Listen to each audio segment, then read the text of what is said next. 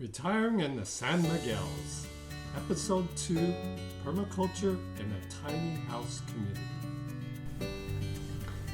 So, I'm going to go over some background history to show you the path that got me to this point. So, I grew up in the 70s during the oil embargo and its effects, with the long lines for gas.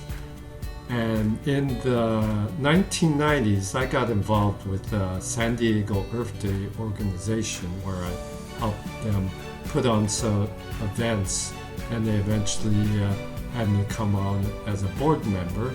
And I ran an environmental cleaning company for a few years. In my life as an adult, I've lived in apartments, houses, and condos where I didn't really know my neighbors or felt like I was part of a community. So, that was always something inside me that said, hey, I would like to feel a part of a community. So I, did some research. I came across this book called Co-Housing, which is the intentional community of private homes clustered around a shared space.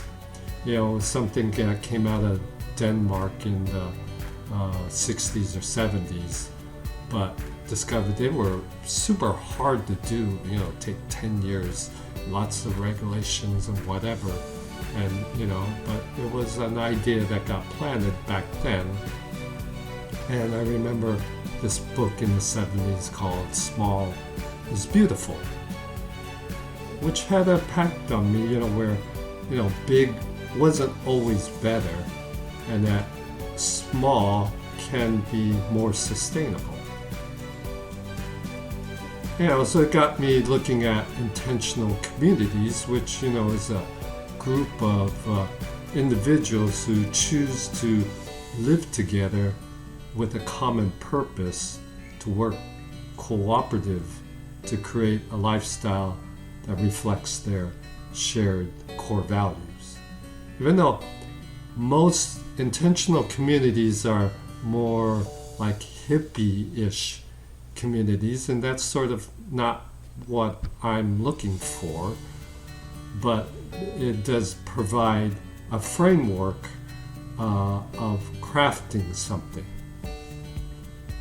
The world is becoming more unpredictable. With the real pandemic, the massive wildfires, the more frequent hurricanes, the wars in Ukraine and with the Hamas. I, like many people, watch the prepper shows that, is about people actively preparing by gathering materials and making plans for situations that may affect the stability of their home life and finances. I took this class on permaculture maybe 2 years ago, and permaculture is the harmonious integration of landscape, people to provide food, energy, shelter in a sustainable way. And I also looked, I'd always studied Zen and thought that the minimalistic lifestyle, where you're intentionally living with fewer possessions, instead of focusing on what all the wants that you may have, but, what is truly important, that you would care about, and, make things, one of a kind and handmade, and, that's very important to you, as opposed to just randomly buying lots of stuff that you don't use, that just fills up your large house. That there's another way to live. And, I saw that, there was the tiny house movement that became popular in around the 2015s. These are like micro homes that are 100 to 400 square feet that represent a cheap, simple living that is eco-friendly. Sort of a backlash from the rising cost of traditional homes. The problem is that tiny homes are illegal in most cities in the US. The large single-family home, is the rule, and everything around regulations make it very difficult to do anything other than that. I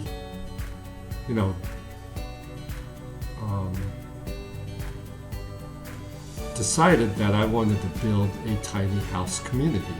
I did research, and I found there was only one county in Florida, Brevard County, that passed a law allowing for the creation of tiny home communities. So I put a bid on this 25-acre plot of land near the city of Mims, and then started to go to the city planner and talk to them about it. But regulators, didn't have any regulations, and after 3 years of that rule, there had not been a single community developed that, I decided I didn't want to spend the next 10 years fighting an uphill battle with regulators, even though the politicians passed the law, but it's really the regulators that control what you're allowed to build and how you can build it. And later, after that, I decided, well, maybe I should get a small, 10-unit hotel or a very large house where I didn't need to construct a new building that would have to pass the regulators. So I started looking at that, but I found that, in most cities, they have a code that makes it illegal for more than 2 unrelated individuals to live in the same house. All of this was really amazingly crazy how America law is. So I decided that maybe I should look outside the US to implement this senior retirement community, the place I want to retire in. My past life has revolved around building my retail pirate business. And now I wanted to create a new business, one of making a better life. So, have you ever thought about living in a more sustainable, simple, or community-oriented environment? Let me know on the comment section below. And click the like button to follow me on my next video.